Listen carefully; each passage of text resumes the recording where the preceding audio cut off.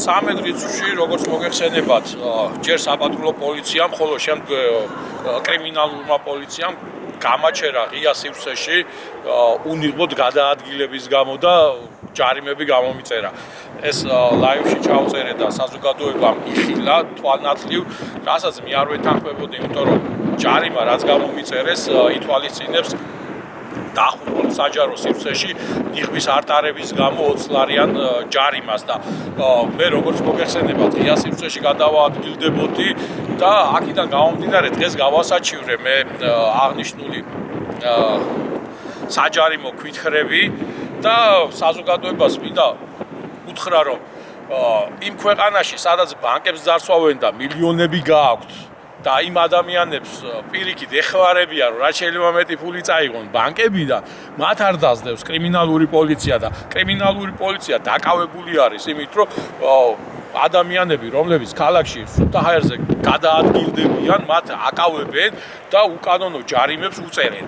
აი მე მინდა საჯაროდ დავწვა ნიღაბი, რომელიც აი ამ კრიმინალურ პოლიციაში გამომცეს, რომ წადი ატარეო, ნამდვილად არ ვაპირებ ღია სივრცეში პირბადის ტარებას, თან კანონიც არ მაიძულებს ამას, რომ მე პირბადე ვატარო, პირდაპირ გეუბნებით, რომ კანონი, რომელიც დადგენილება არსებობს მთავრობის, რომ სავალდებულო არის, მაგრამ სავალდებულოს უნდა მოყოლოდ და შემდგომ გავრცელება და უნდა ყოფილიყო მითითებული, რომ აი ამ აკრძალვას თუ ადამიანი დაარღვევს, რა სანქცია უნდა მოყვეს, ეს არ არსებობს და შესაბამისად კანონში არ არის ასახული, ამიტომ საჯარიმო კითხვები, რაც კი გამოიწერა საქართველოში, არის უკანონო ღია სივრცეში ნიღბის არტარების გამო და სამწუხარო ის არის, რომ რაიონებში პირად სივრცეშიც კი უვარდება პატრულის თანამშრომლები და პოლიციის თანამშრომლები მოქალაქეებს, ანუ ავტომანქანებში, პირად ავტომანქანებში ნიღაბი რატო არ გიკეთიათო.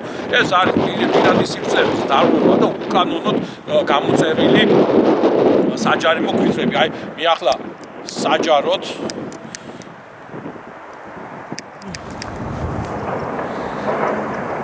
აი ასე დაგვეწვას და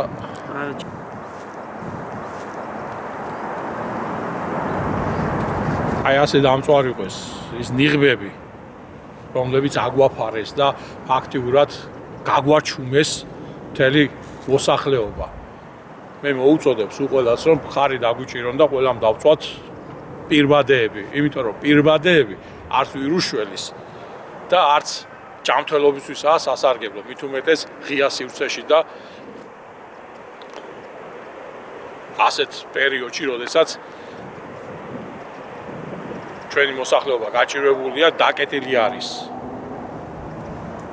მთელი სახელმწიფო და არც სხვათა შორის ხაზი მინდა გაუსვა, რომ არცეთ მსოფლიოს ქვეყანაში, სადაც კოვიდთან დაკავშირებით არის შეზღუდვები, არ შეუზღუდიათ საზოგადოებრივი ტრანსპორტი.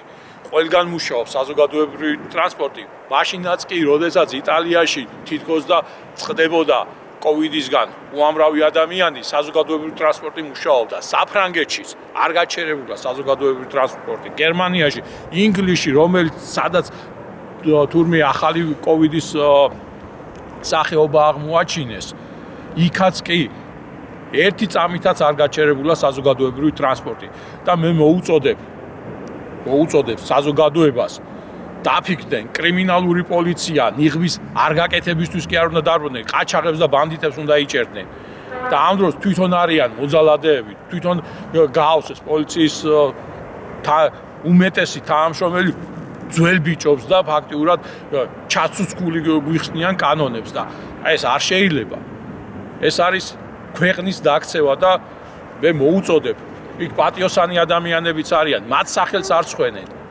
აი ეს პოლიციელები, რომლებიც საზოგადოების წინააღმდეგ და კანონის წინააღმდეგ იქცევიან და გაჭირვებულ ადამიანს კიდევ წიხლს აჭერენ და 20 ლარიან კითხვებს უკანონოდ ხაზი მინდა გაუსვა. უკანონოდ 20 ლარიან კითხვებს უწერენ და კიდე აჯარიმებენ ჩვენს გაჭირვებულ მოსახლეობას. აი ასე დამწვარიყოს და ასე განადგურებული იყოს ნიღბები. საქართველოს ნიღბების გარეშე.